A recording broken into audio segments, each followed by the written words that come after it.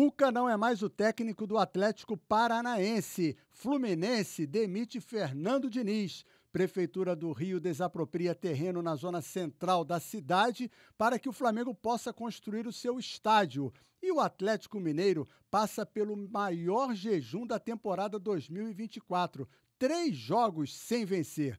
Participam do nosso programa de hoje o Léo Rodrigues, ele que é jornalista da Agência Brasil, e a Raquel Mota, comentarista da equipe de esportes aqui da EBC. Eu sou o Sérgio do Bocage e está começando o No Mundo da Bola.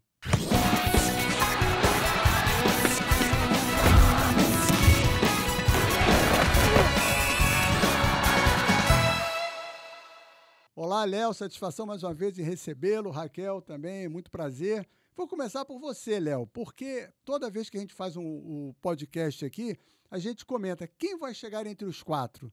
E o Atlético Mineiro sempre está presente. No entanto, o Atlético hoje está em 10º lugar, 14 pontos apenas. O que está acontecendo com o Galo? Bom, primeiro, boa tarde aos espectadores, né, aos ouvintes que acompanham aqui no Mundo da Bola. Bom, a gente vem de uma sequência que eu considero até um pouco atípica, né? Pegando o retrospecto recente do time do Galo, né? A gente teve um jogo contra o Palmeiras que foi um jogo completamente polêmico, né? Como expulsão do Hulk, que até hoje não foi devidamente explicado, né? Apesar dos áudios terem sido divulgados, mas que não foi apresentada uma justificativa plausível, né, diante do regulamento. A gente sabe que o Hulk é muito chato, que ele está sempre reclamando com a arbitragem, mas chatice não é motivo para cartão. Exatamente. Né? E tomar 2 cartões seguidos no mesmo lance por reclamação, sendo que o próprio juiz coloca na súmula que não houve ofensa, né, fica um pouco complicado. E nesse jogo, né, que é um jogo muito importante do peso de um Atlético e Palmeiras, desestabilizou a equipe, né? O Paulinho acabou sendo expulso no final também por agressão. E, na sequência, o Galo teve um adversário que também vinha de um momento difícil, né? Precisando ganhar o Vitória. E o time todo desarticulado, né? As ausências de Hulk e Paulinho, mais os jogadores convocados para a seleção, mais alguns jogadores também desfalques por terceiro cartão e por lesão, né? O Galo está enfrentando muitas lesões nos últimos tempos e não soube lidar com essa situação, né?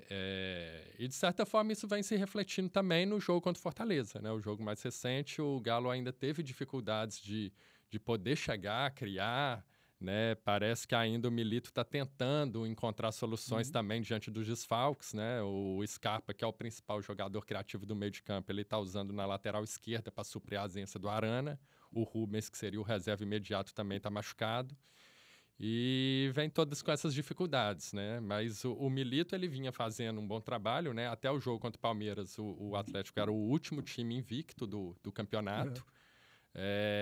E agora precisa dar resposta, né? Depois de 3 jogos, ele precisa apontar um caminho de uma reação aí para o campeonato. Então, Raquel, e aí a gente olha para a tabela e vê o Flamengo líder com 24, Palmeiras 23, vamos ficar por aí, porque o Galo com 14 pontos está a 10 pontos desses dois, né? 9 e 10 pontos.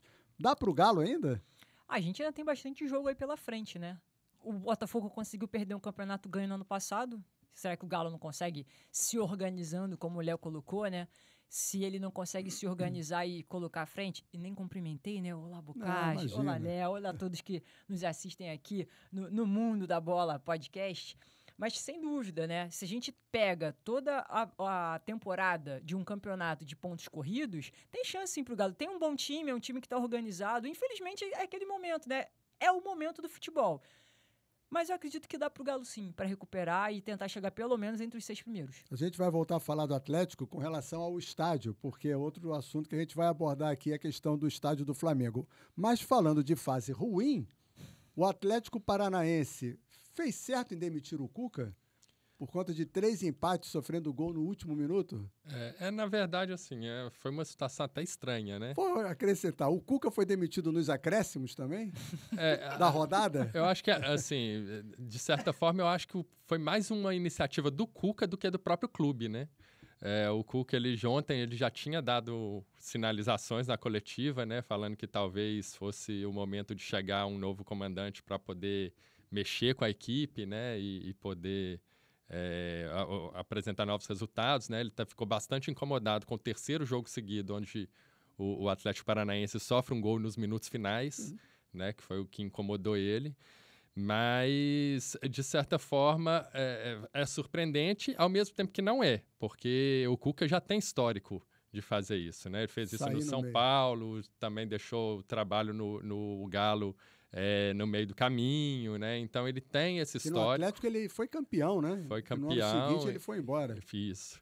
E ele já tem esse histórico, então, assim, é surpreendente, não é. De certa forma, eu acho que prejudica um pouco a própria carreira dele, né? Ele mesmo sinalizou na entrevista recente que ele deu hoje, né?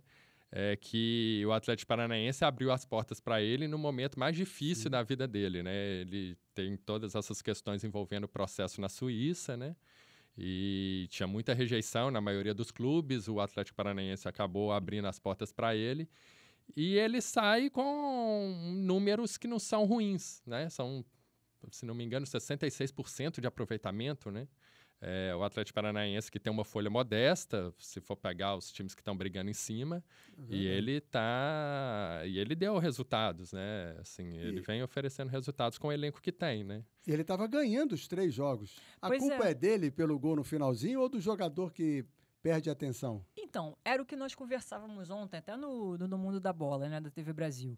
A impressão que dá é que o Cuca tinha ele perdeu um pouco o comando dos jogadores, né? É como se ele tivesse de novo aquele velho gancho, né? Perdeu o vestiário.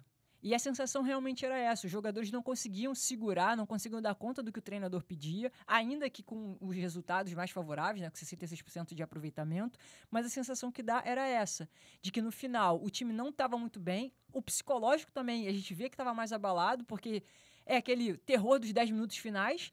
E aí o time do Atlético Paranaense acabava sempre cedendo o empate no final do jogo. E aí eu concordo que também foi mais uma iniciativa do Cuca de deixar o Atlético Paranaense, agora vamos ver para onde ele vai, do que efetivamente o Atlético Paranaense estar insatisfeito. Claro que ficou insatisfação no Atlético diante da fala dele na entrevista e que ele chama os jogadores antes da coletiva para dizer que ele estava deixando o clube. Isso incomodou bastante a diretoria do Atlético. E parece que os próprios jogadores também não gostaram dessa atitude. Exatamente. O Fernandinho, que ia participar da coletiva, não foi. Não, e já tinha declarado também que aquilo era para ser resolvido entre eles, enfim.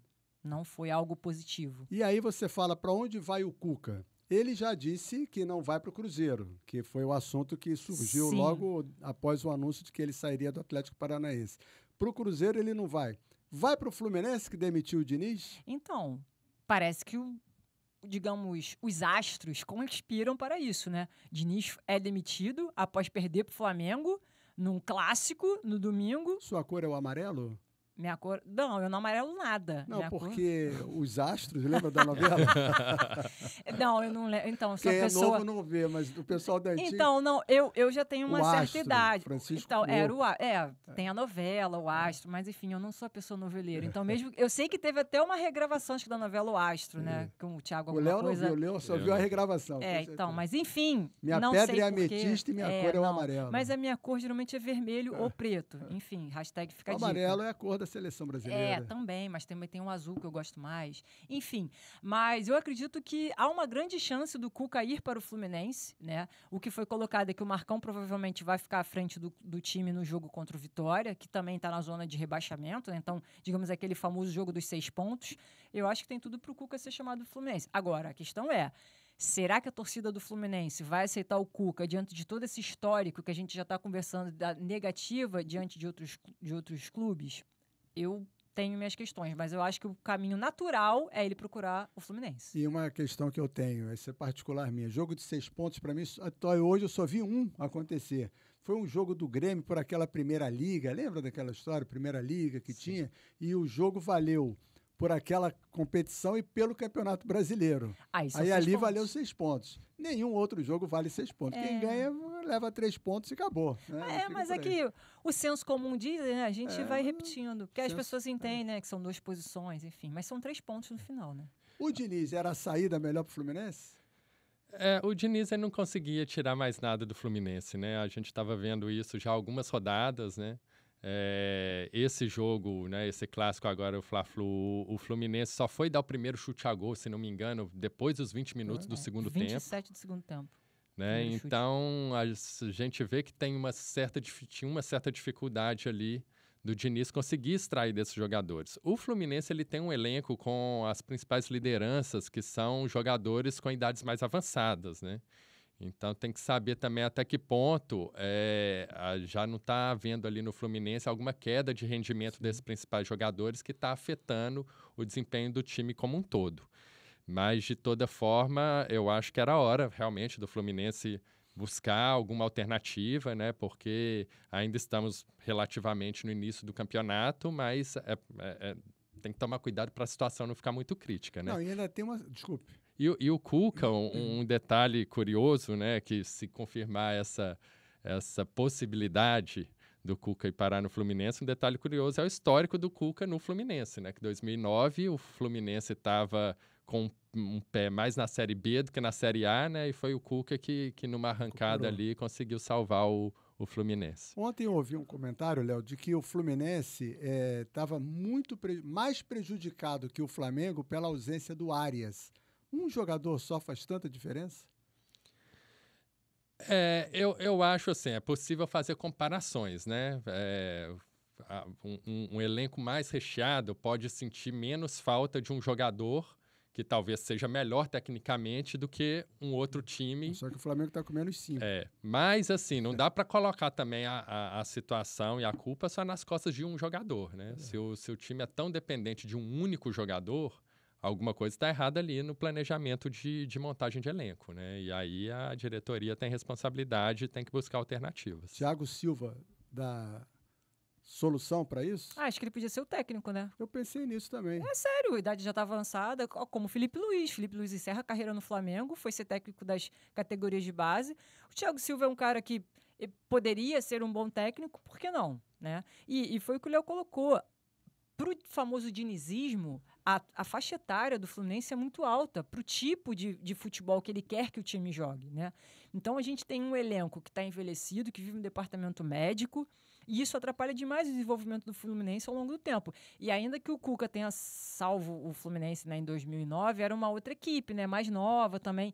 Agora, 2019, com esse elenco envelhecido, eu acho que o André não jogou, né? Não, o André não jogou. E o Fluminense perdeu o Nino também. Sim, que era exatamente. Ele era basicamente a cabeça daquela zaga e a referência para o André no meio-campo. Era a ligação e a criatividade, e claro, fazendo ali o trio com o Ganso. Então, quer dizer, o Fluminense perdeu muito em criatividade, principalmente nas áreas de transição, né, da defesa pro ataque, passando ali pelo meio com o Nino, e hoje ele não tem essa figura. Talvez o Thiago Silva faça, mas eu ainda acho que o Thiago Silva poderia ser um bom treinador também. Já que a gente está falando de Fluminense, e antes de falar da questão do estádio do Flamengo, foi pênalti no Bruno Henrique? Eu acho que não. Na minha visão, existem duas discussões nesse lance, né? A primeira discussão é que há ali uma disputa por espaço, né? Dos braços, o Calegari, inclusive, é o primeiro a botar o braço, mas, de toda forma, o Bruno Henrique ele usa o braço como uma alavanca, né? Então, eu acho que um olhar mais rigoroso poderia até ter marcado falta do Bruno Henrique ali, mas, de toda forma, é válida a interpretação de que é uma disputa de espaço. Eu mesmo acho que a arbitragem não tem que ser tão rigorosa, é uma disputa de espaço. E depois o Calegari cai no chão, e o Bruno Henrique tropeça nele, né? E eu não consigo ver isso como uma jogada faltosa. É diferente de um jogador esticar uma perna, né? Fora da área seria falta. Não, eu acho que deveria deixar, independente de onde fosse esse tipo de lance, tem que deixar o jogo rolar. Assim, um jogador que tropeça no outro que está caído no chão, né? Eu acho, não consigo ver isso como jogada faltosa. Tem sempre ele levantar as pernas? Tem sempre aquele discurso assim, Estou provocando, ele não levantou as pernas? Não consigo ver como se... Porque ele cai, né? A reação de que cai e levanta a perna traseira, né? Para mim, foi pênalti. Porque eu discordo do Léo, eu vejo intencionalidade na queda do... Você vê que ele procura o pé do Bruno Henrique. Ele não tá só caindo. Quando ele cai desequilibrado, você vê que ele mexe o pé. E aí o Bruno Henrique tropeça nessa mexida do pé do Calegari. Então, assim, pra mim, é pênalti. E o Davi Luiz e o Ganso? Ali talvez, eu acho assim, da mesma forma como esse lance, também cabe interpretação ali, né? Eu acho que os dois lances, ao fim das contas, assim, poderia ser marcado, como não ser marcado, e esse lance do Ganso e do Davi Luiz também é a mesma coisa, né? É uma disputa ali, né, assim, repetitiva, inclusive, né? Porque primeiro o Davi Luiz o Davi Luiz e ele tem um encontrão, cada um leva um cartão amarelo, aí depois volta o escanteio, e aí tem esse lance que eles estão se procurando ali, e o Ganso acaba deixando um braço ali que pode ser interpretado, sim, como pênalti. E aí a teoria de que o pênalti foi marcado no Bruno Henrique porque ele não teria marcado esse. Que foi a outra discussão que tomou conta das redes sociais. Marcou pênalti porque ele não marcou esse possível pênalti do Ganso em cima do Davi Luiz. É aqueles lances que vem acontecendo muito no futebol brasileiro, que parece jogo de handball, em que os jogadores ficam lá se segurando, como se você estivesse naquela barreira para não deixar o outro jogador chegar. Se a gente for assim... Critério é pênalti, todos os lances. Todos os lances são pênaltis, exato, toda hora. Mas o que, assim, que eu vi, assim, primeiro esclarecer para muita gente que acha que os dois deveria ter sido falta do Davi Luiz no lance anterior, a bola não estava em jogo, então não pode marcar falta se a bola não está em jogo. O árbitro foi correto e deu amarelo para os dois. A não ser que eles tivessem movimento para receber bola e tivesse obstrução. Aí a regra colocaria como uma falta. Sim, mas porque a bola fora de jogo. Não, é só colocando para entender que mesmo o jogador fora, ele pode ser... Sim, mas com a bola em jogo, mas fora de jogo não tem como marcar falta. Agora, o que me chama a atenção é o Ganso correr atrás do Davi Luiz. Ele tinha uma determinação ali de não deixar o Davi Luiz jogar. Então, se na primeira vez passou a falta, acho que na segunda foi pênalti. Mas, enfim. E aí acabou marcando o do Bruno Henrique. Mas o que eu digo sempre, Léo, pênalti não é gol. Não é a marcação ou não de um pênalti que, para mim, define o placar de um jogo. E quase que o Fábio pega. Quase que o Pedro perde. Verdade, porque ele bateu no meio. Ia bater no pé do Fábio. O Fábio dá aquela esticadinha. Se o Fábio tivesse esperado um pouquinho mais... Talvez até o rebote seria do Pedro, porque bateria no pé do Fábio e voltaria. Né? Então, talvez até acontecesse o gol, que não seria de pênalti. Enfim, tudo esclarecido do Fla-Flu. A notícia que fez com que o torcedor do Flamengo acordasse hoje mais feliz é que o Diário Oficial do município do Rio de Janeiro publicou, como o prefeito Eduardo Paes anunciou ontem, a desapropriação de um terreno na zona central do Rio de Janeiro, o terreno do gasômetro, que é como está sendo chamado, para que vá a leilão. Tem um termo específico, né? Mas esse leilão, quem entrar no leilão, é determinado que é venda de asta pública específico para a construção do estádio. Ninguém vai comprar um terreno para construir um estádio. Então, a menos que um clube grande resolva entrar ali na parada para... O termo é venda em asta pública. Asta pública, exatamente. E então, vai ser assim, não se sabe quando, provavelmente ainda esse ano. O fato é que o Flamengo agora tem um terreno, Léo. É bom ter um estádio? O Atlético Mineiro, por exemplo, fatura muito com o seu estádio próprio? Essa tem sido o grande desejo dos clubes que ainda não têm seu estádio próprio, né? E seguramente, né, se é um desejo tão grande dos clubes, todos eles têm seus Mudou especialistas. A vida do Atlético? Mudou, assim, ainda está num processo de adaptação, né, e ainda tem muita crítica a esse processo de implantação do estádio, né, precificação de ingresso, né, ontem, por exemplo, o Atlético teve o pior público, né, foram 20 mil pessoas, muito em função da fase, mais precificação, se cobra muito, né, da diretoria que está puxando a mão nos ingressos, né. Agora, assim, existe um movimento da torcida de se apropriar do estádio e construir sua identidade em torno daquele estádio, né? A própria torcida pintou alguns murais nos arredores, né? Tem torcedores ilustres, por exemplo, como o Daniel Oliveira, o ator, que construiu um bar ao lado do estádio, né? Que está sempre cheio. Tem outros bares ali também com temáticas do clube. Então, isso vai criando uma atmosfera para que a torcida possa se apropriar mais do estádio, né? E seguramente, né, não tendo algumas taxas que teriam em outros estados, como, por exemplo, lá em Belo Horizonte, Mineirão, aqui certamente o Maracanã, a tendência é que seja mais lucrativo. Né? Essa questão do valor do ingresso, o jogo do Palmeiras ontem, né? O Palmeiras venceu... Juventude, isso, desculpe. O Palmeiras venceu o Juventude. 38 mil pessoas e uma renda superior a 3 milhões. E o Fla-Flu, mais de 50 mil pessoas e a renda de 2 milhões. Então, o preço no Allianz Parque, com relação ao Maracanã, está bem salgado também. Eu não sei se o torcedor do Palmeiras está reclamando disso.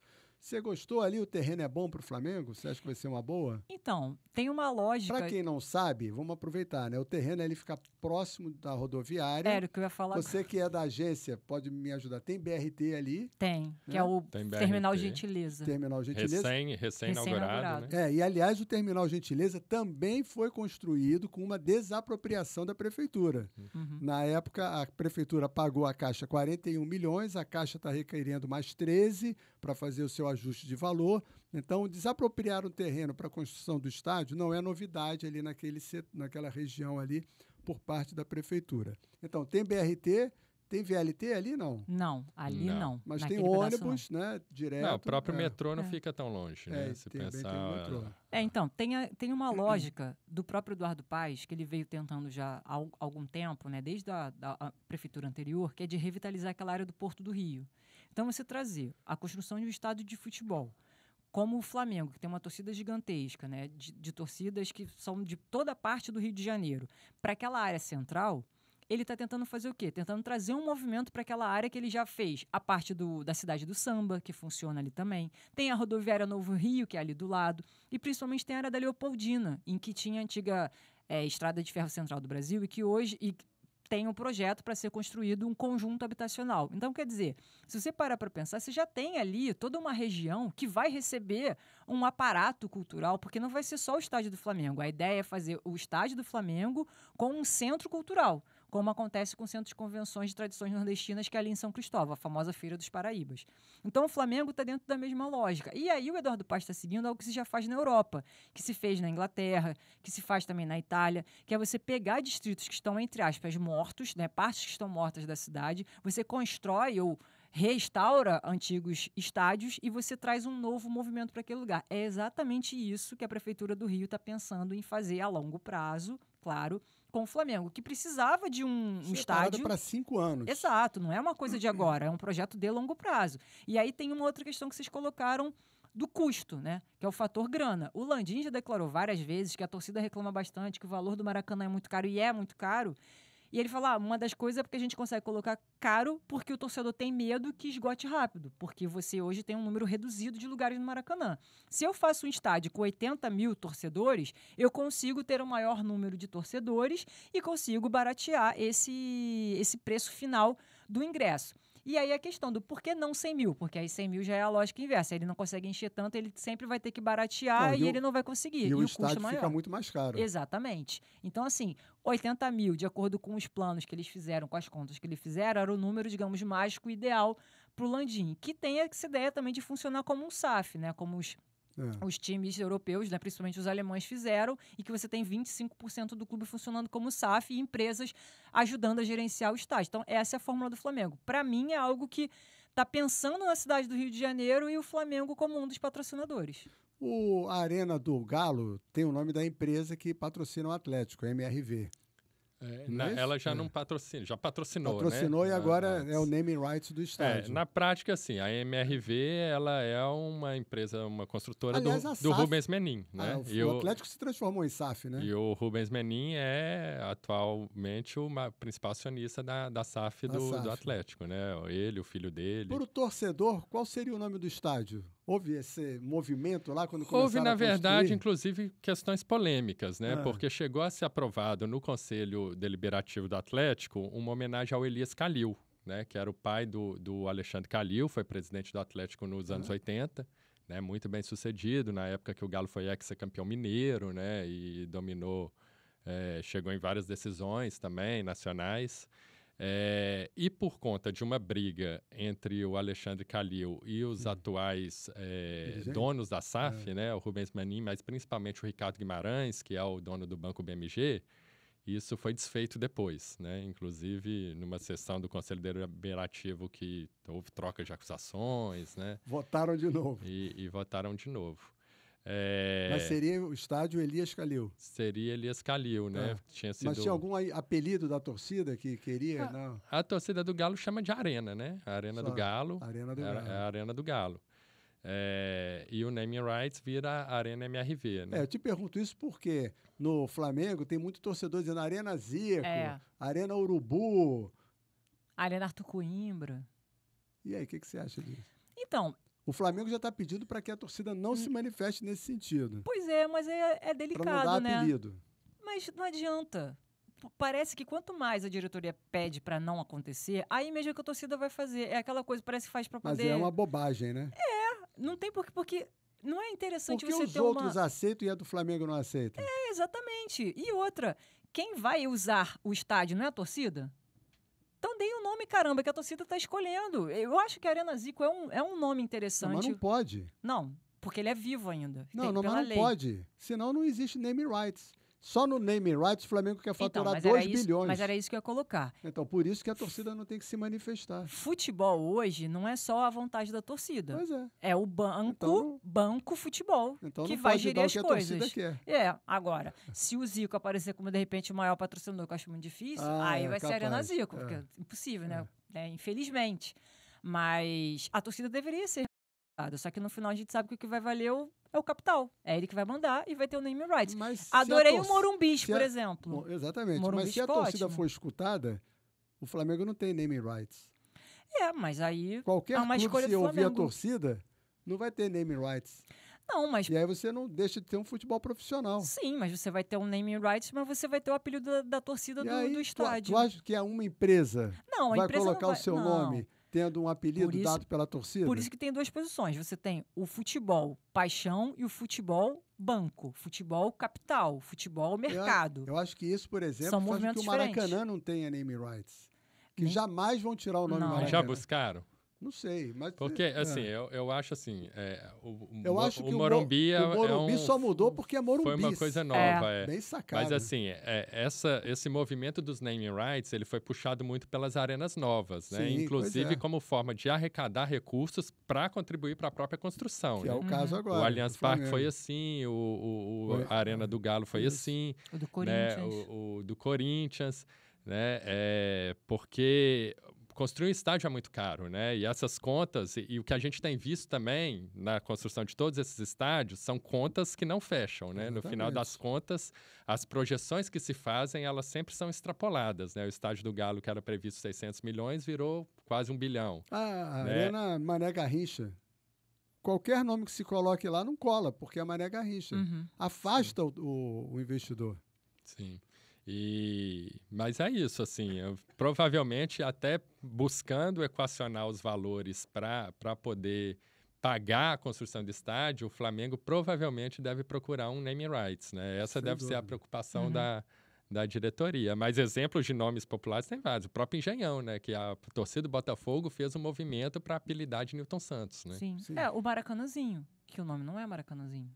Exatamente. Então, mas é conhecido como Maracanãzinho, por isso porque que está do lado do Maracanã. Por isso que não pode dar apelido antes de se surgir alguma coisa. O torcedor do Flamengo tem que ficar com isso ligado na cabeça. Enfim, a gente está quase estourando o programa, mas vamos lá falar rapidamente do Corinthians. Vocês acham que o Corinthians escapa da queda? Que agora a novidade é que o presidente Augusto Melo brigou com o vice-presidente Armando Mendonça. Olha, o Corinthians está numa confusão, viu? E parece que são aqueles ingredientes que se juntam e que contribuem para a queda, né? Eu acho que a sorte do Corinthians é que tá perigando, né? Tem que buscar alguma alternativa, né? Construir uma reação. Mas é um campeonato que tem muita gente que também está perigando, né? Que também está... E clubes grandes, né? Sim. Porque você tem ali o Fluminense também nessa situação, o Grêmio nessa situação, e o Corinthians é mais um, né? Então, em algum momento também, desse campeonato... Porque o Grêmio tem 2 jogos a menos. E o Vasco está com 10 pontos, um pontinho só acima. Estou falando dos grandes, né? Então a gente tem Fluminense, Corinthians, Grêmio, Vasco...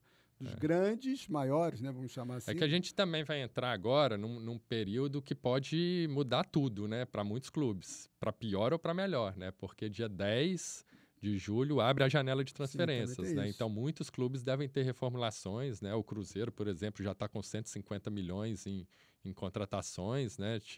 O novo dono da SAF tirou a mão do bolso lá. Então, muitos clubes devem passar por reformulações, né? E esses clubes que estão embaixo também devem tentar algum reforço aí para poder Sim ou não? Está escapar. preocupado com o Cruzeiro, não?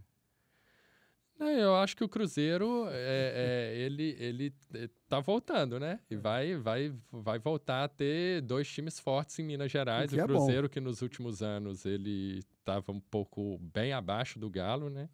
Mas, sem dúvida, agora vai ser uma disputa pesada entre os 2 clubes ali para ver quem consegue se firmar ali como o melhor de Minas.